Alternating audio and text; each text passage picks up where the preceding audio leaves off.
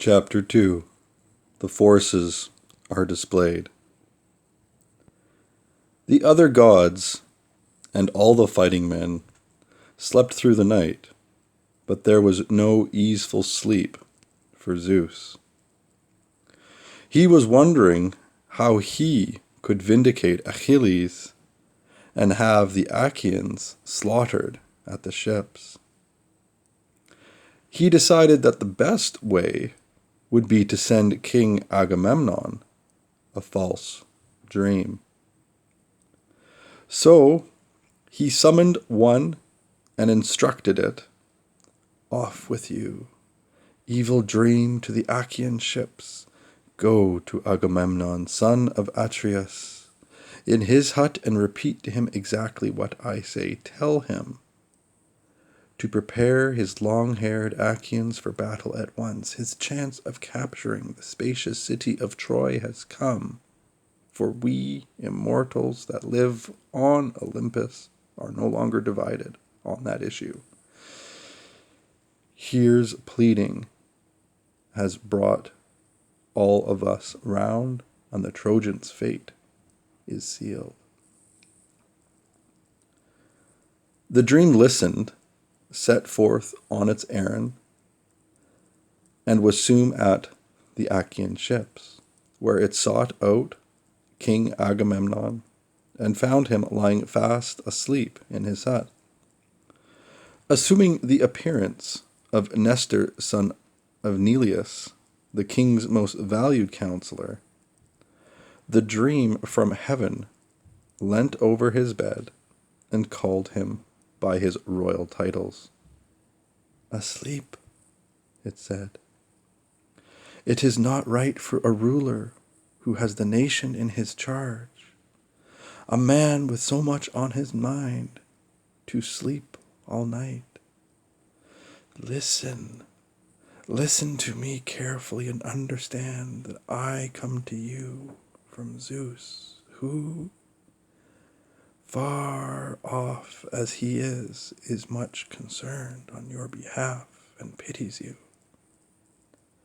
He wishes to prepare your long-haired Achaeans for battle instantly. Your chance of capturing the spacious city of Troy has come, for the immortals that live on Olympus are no longer divided on that issue. Here's pleading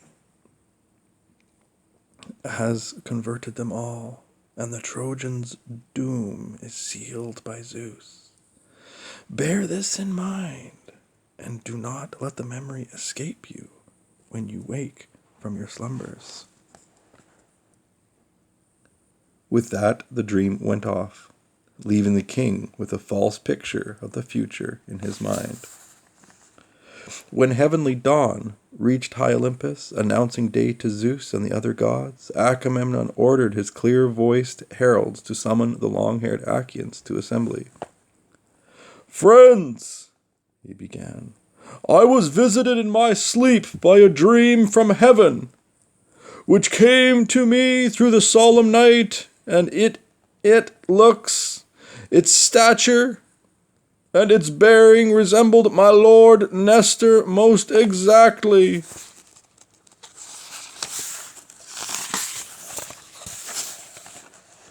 Nestor had no sooner finished than he made a move to break up the council. "I must announce to you, my gallant friends and Danaan men-at-arms, that Zeus, the greatest son of Cronos, has dealt me a crushing blow." Agamemnon's words went straight to the heart of every man in the crowd, except those who had attended the council, and whose assembly was stirred like the waters of the Icarian Sea when a southeaster falls on them from a lowering sky and sets the great waves on the move, or like deep corn in a tumbled field, bowing its ears to the onslaught of the wild west wind. It was a word from Hera to Athena that saved the Argives from this unpredestined dash for home.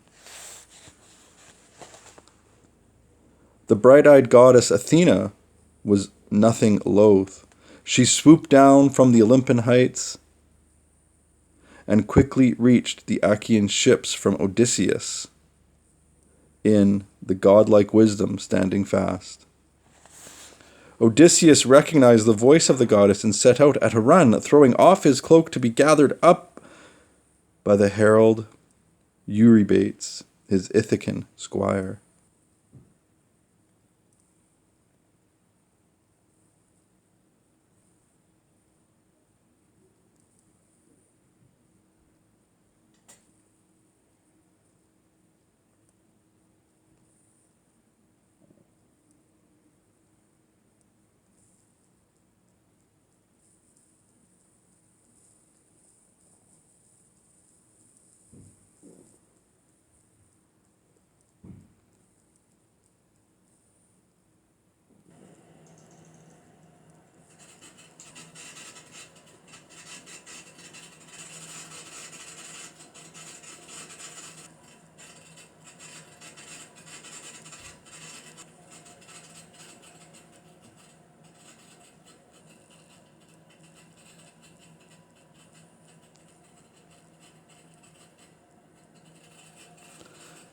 Xenastes led the Carian men of uncouth speech who possessed Miletus Mount, Phthirs of the myriad leaves, the streams of Meander, and the steep crest of Mykel. These were the men whom Amphimachus and Nastes brought. Nastes and Amphimachus, the noble sons of Nomion. And what a fool Amphimachus was! He went into battle like a girl decked in gold. Not that it saved him from a dreadful end. He fell to Achilles, the great runner, there in the river bed, and the provident Achilles made off with the gold. Last, Sarpedon and the peerless Glaucus led the Lycians from the distant Lycia and the swirling streams of Xanth. End of chapter 2.